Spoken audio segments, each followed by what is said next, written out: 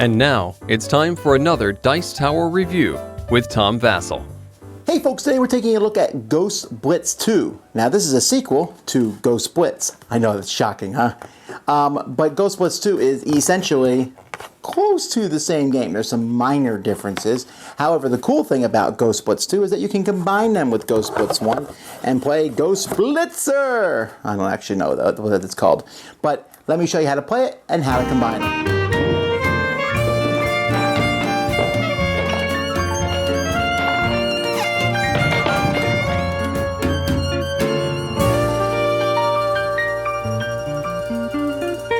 In Ghost Blitz 2, you have 5 objects. You have a red cloth towel, a green frog, a gray bathtub, a blue hairbrush, and a cute ghost. What you're going to do on your turn is someone's going to flip over the top card. You're going to look. Okay, is there a blue ghost? No, the ghost is white. Is there a gray bathtub? Yes. So the gray bathtub is the item that you grab. I turn over this one. Is there a white hairbrush? No. Is there a green rug? No. So then I look for the item that's of a color that's not shown here. So the 3 colors that are not shown here are blue, gray, and red. And then for the item that's not there. So the items that are not shown there are frog, bathtub, and ghost. So gray bathtub is the one thing that's not on there because it's the right, that color's not on there and that object is not on there. If I flip this one over, then I'm going to be grabbing the white ghost. If I flip this one over, I'm grabbing the red towel because that's shown on the card. If I turn this one over, I'm grabbing the red towel again because there's no red and there's no towel. If I turn this one over, I'm going to grab the gray bathtub. So the first person to grab it gets the card. And once you've gone through the whole deck, whoever has the most cards is the winner. I usually play with half the deck because I think the game's just a little bit lengthy with that. Now, the frog in this game is a talking frog.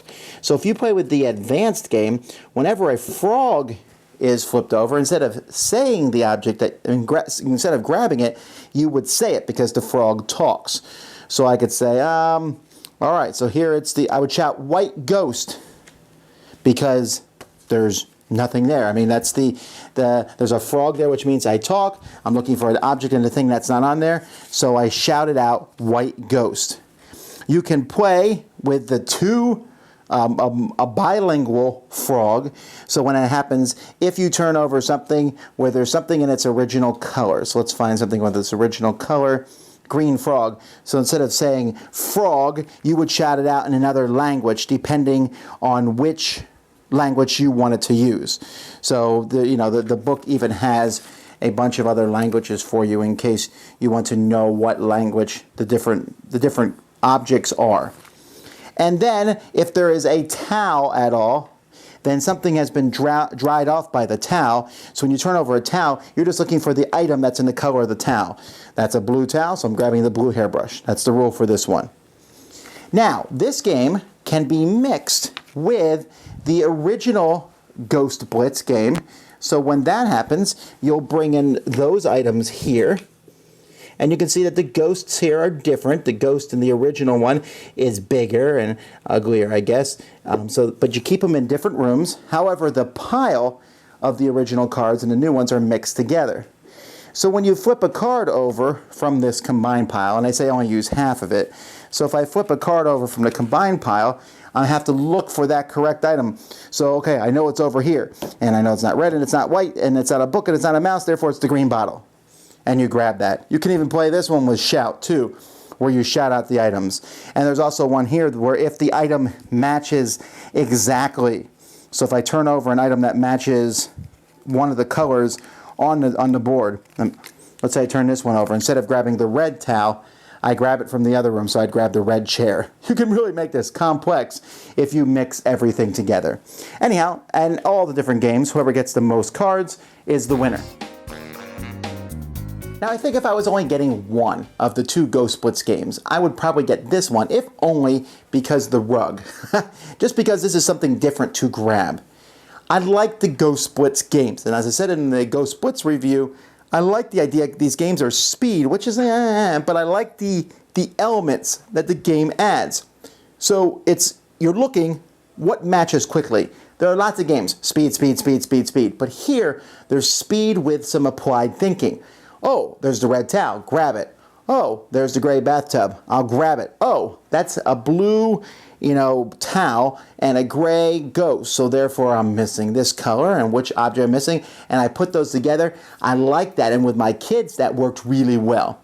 The second language thing is okay if you're trying to learn these 5 words, or if you have both sets, these 10 words in that language.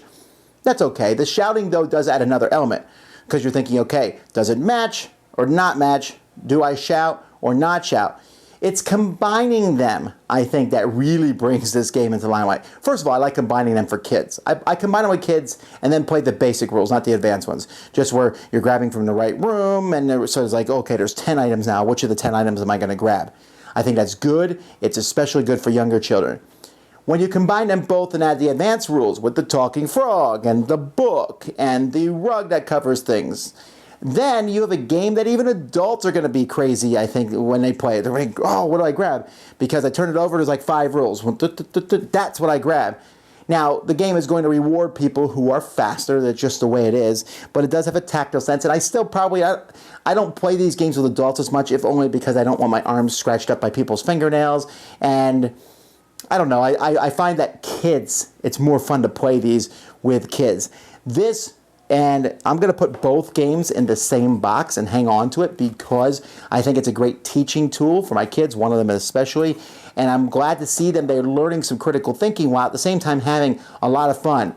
After playing both games, I liked them. I said, I think I like Ghost Blitz 2 better, but I'm going to combine them and play one big game. There's 10 objects, a lot more opportunity. And as the kids get older, I can add more and more rules, and they'll have more fun. And they'll probably kick the pants off me. There's no way I can compete with them when they get to that kind of level. But for now, I can compete, and it's a lot of fun. That speed grabbing the different things and recognizing the colors and the cards. Excellent job from Zoc. Dice Tower Judgment approved.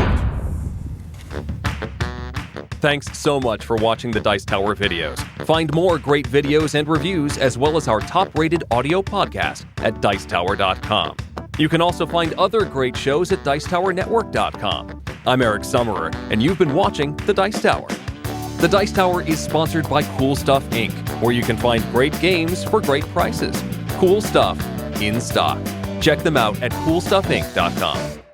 Shut the door!